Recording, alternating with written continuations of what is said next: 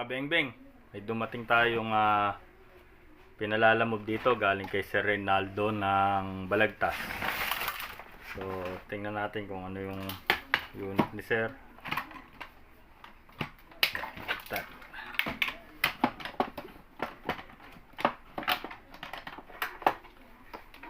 So, ito yung unit ni Sir. High Kappa T-Rex. So, ito daw yung problem niya. Natatanggal yung inner barrel. So, check na natin yung unit ni Sir, no? Para mabilis lang. Bakit nahuhulog yung kanyang inner barrel.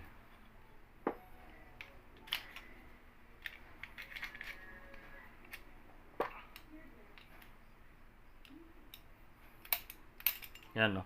Natatanggal. So, bubulat-latin natin yan.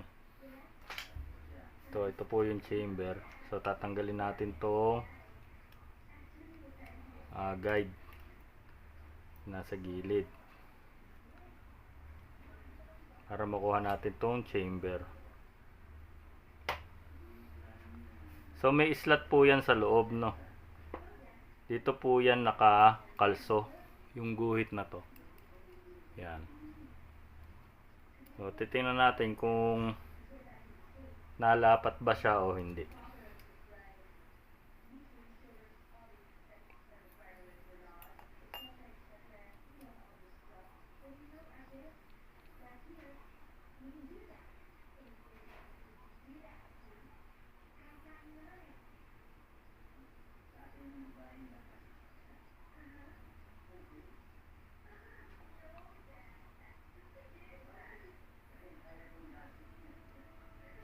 So, ito yung problema nung unit ni Sir, nawala yung pangalso dito sa loob. Ayan, no, pumantay na siya. Kaya hindi na siya naglalak. Kaya nangyari, pag nandito siya, ayan, no, dumadaos-dos na lang siya. Wala na siyang lock. Tingnan natin dito sa kabila.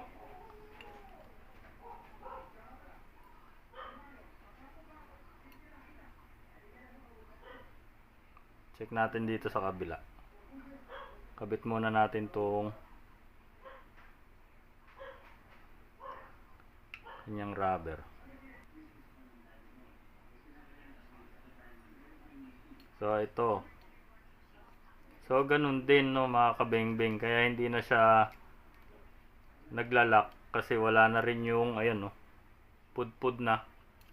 Ito po yan, yung makintab na to.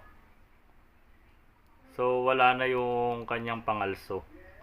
Kaya nangyayari, niluluwa yung inner barrel. Hindi na siya kumakapit. Wala nang pangkalso. Mayuhubo niya yung kanyang inner barrel. Kausapin muna natin si Sir, no? Mga kabengbeng. So, ito nga, no, mga kabengbeng, no? Sabi ni Sir, palitan na daw tong chamber niya na to. So, pinaliwanag ko rin sa kanya kasi kapag ito nilagyan natin ng balot o palaman, magkakaroon siya ng awang na ganyan. So, ngayon, kapag nagkaroon ka ng awang dito, may possible na mangyari kasi dito, hindi makagalaw tong chamber mo. Ay, itong outer barrel mo. Kasi bumuka ka dito sa loob. Ngayon, pag hindi kasi nakagalaw tong outer barrel mo, baka hindi mag-slide itong slide.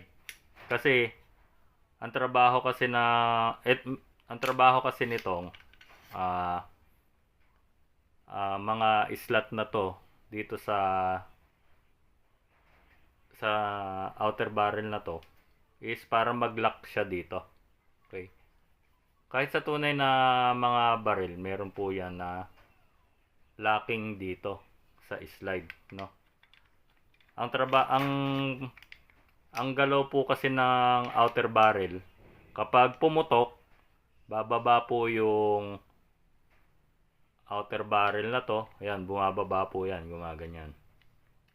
So, magi-slide po si slide. Tapos, babalik po ulit yan, maglalak po ulit yan ng paganyan. So, pag hindi po yan nakagalaw at hindi nakababa itong outer barrel, so itong port, yung labasan ng basyo na to, hindi makakakilos tong slide, no?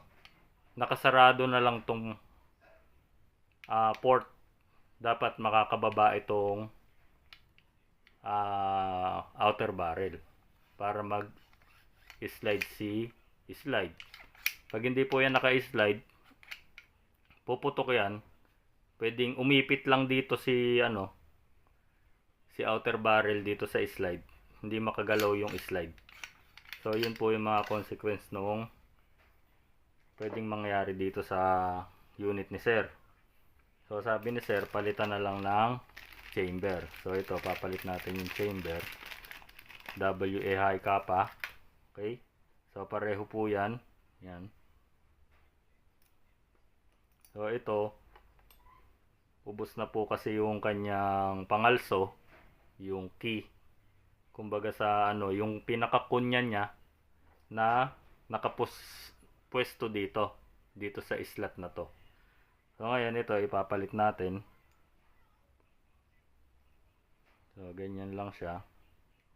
Pasok natin diyan. So dapat ganyan yan, nakalak na agad yan. Hindi na yan gagalaw. Okay? Tapos lagay natin tong half-up adjustment. Yan. So, dapat nandito yan nakapwesto. Dito sa slot nung adjuster. Yan. Ito nakapasok dun. Papasok nyo yan dyan. Yan. Tapos nakapaibabaw dito. Tapos, babalik nyo na to. Yan. So, bali yung unit ni Sir,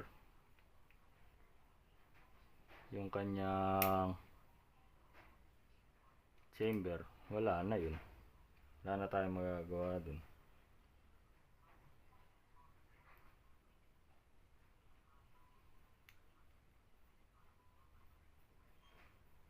So, ayan. Nakabit na natin. Babalik na lang natin to dito.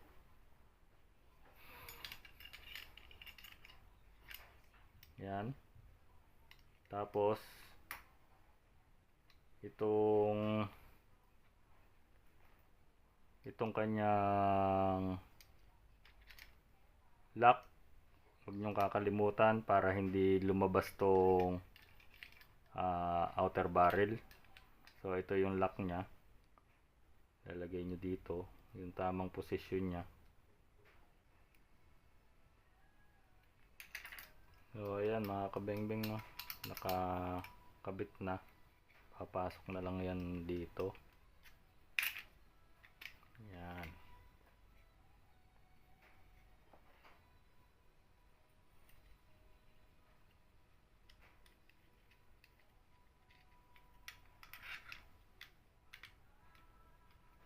Kapag ng spacer niya dito.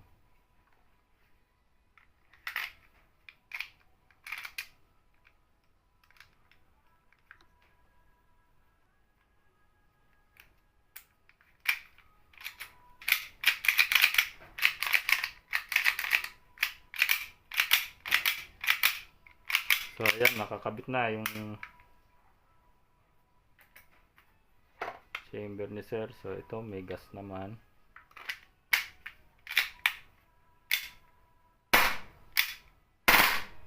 So ito may full auto, no? So ayan, malutong na malutong pa yung unit ni Sir. Okay. So yun lang mga kabengbeng, no? So okay na tong unit ni Sir. Pwede na tong umuwi sa kanila. So maraming salamat mga kabengbeng. Mabuhay po tayong lahat.